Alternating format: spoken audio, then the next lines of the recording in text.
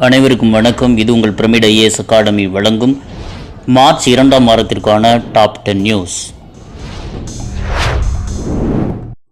2024ஆம் ஆண்டிற்கான ஔவையார் விருதுக்கு பெண்ணியவாதி, ஆசிரியை மற்றும் நாவல் ஆசிரியரான திருமதி பாமா ஃபாஸ்டினா சூசைராஜ் அவர்களை மாநில அரசு தேர்வு செய்துள்ளது.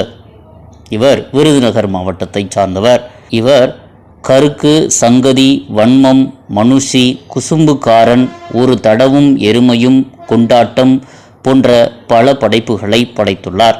2023ஆம் ஆண்டிற்கான ஔவையார் விருதானது சமூக சேவகி திருமதி ஆர். கமலம் சின்னசாமி அவர்களுக்கு ஏற்கனவே வழங்கப்பட்டிருந்தது.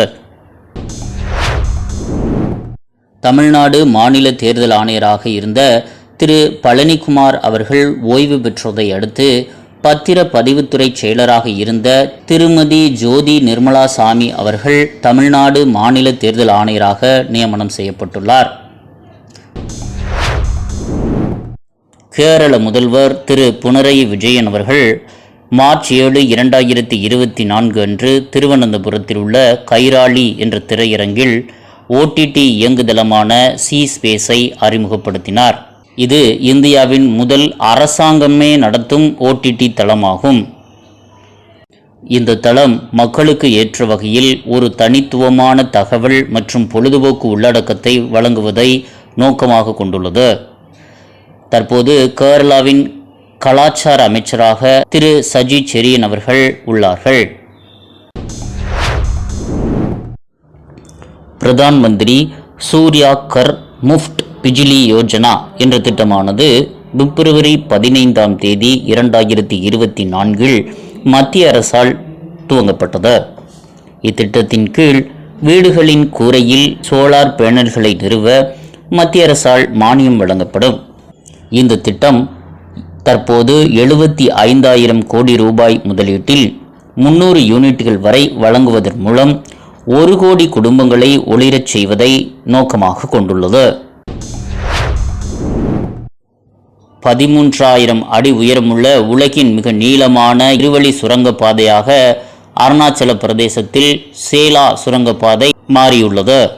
அஸ்ஸாமில் உள்ள தேஜ்பூரை அருணாச்சல பிரதேசத்தின் தவாங் பகுதியுடன் இணைக்கிறது. இந்த திட்டம் 2019 பிப்ரவரி 9ஆம் தேதி துவங்கப்பட்டது. தற்போது இந்திய பிரதமர் திரு நரேந்திர மோடி அவர்களால் இது திறக்கப்பட்டுள்ளது.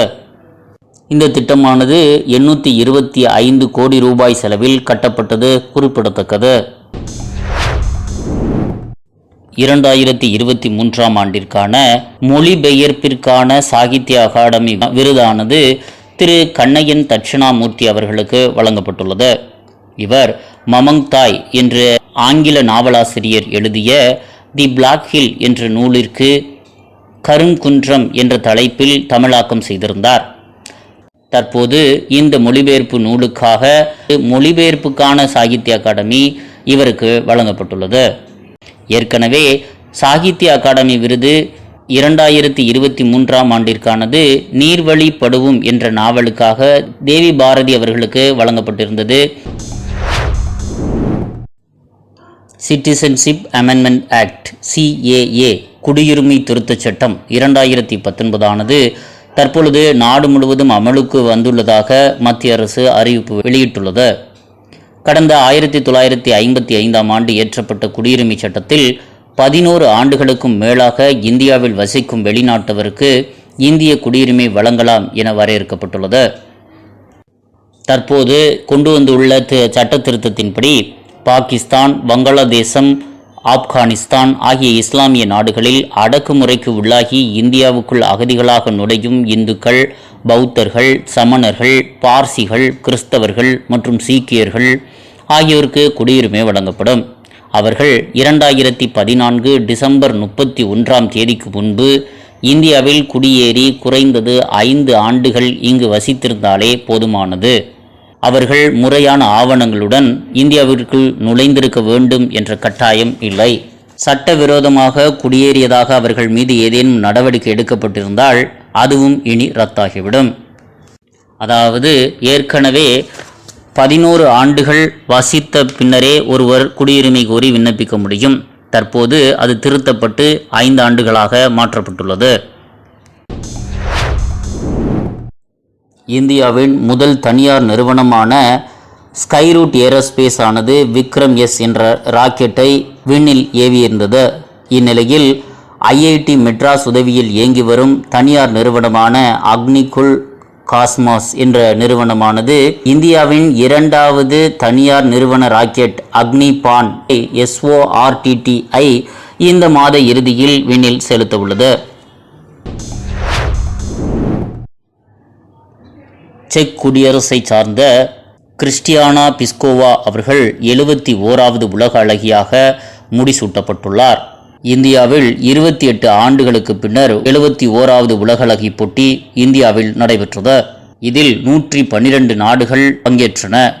இந்தியா சார்பில் மும்பையை சார்ந்த சீனி செட்டி அவர்கள் கலந்து கொண்டார். இந்த போட்டியில் செக் குடியரசு நாட்டை சார்ந்த கிறிஸ்டியானா பிஸ்கோவா அவர்கள் உலக அழகியாக தேர்ந்தெடுக்கப்பட்டார். NATO north Atlantic treaty organisation என்பது வட அமெரிக்கா மற்றும் ஐரோப்பிய நாடுகளின் ஒற்றுமை மற்றும் பாதுகாப்பை உறுதி செய்வதற்காக அமைக்கப்பட்ட ஒரு அமைப்பாகும். இது 1949 அமைக்கப்பட்டது. இதனுடைய தலைமையகம் பெல்ஜியத்தில் புருசெல்ஸ் என்ற இடத்தில் அமைந்துள்ளது. தற்போது இதில் 32வது உறுப்பு நாடாக ஸ்வீடன் இணைந்துள்ளது. ஏற்கனவே 30 நாடுகள் இருந்த நிலையில் கடந்த ஆண்டு 2023ஆம் ஆண்டு 31வது நாடாக பின்லாந்து இணைந்தது குறிப்பிடத்தக்கது. மீண்டும் அடுத்த வாரம் டாப் 10 நியூஸில் சந்திப்போம். நன்றி, வணக்கம்.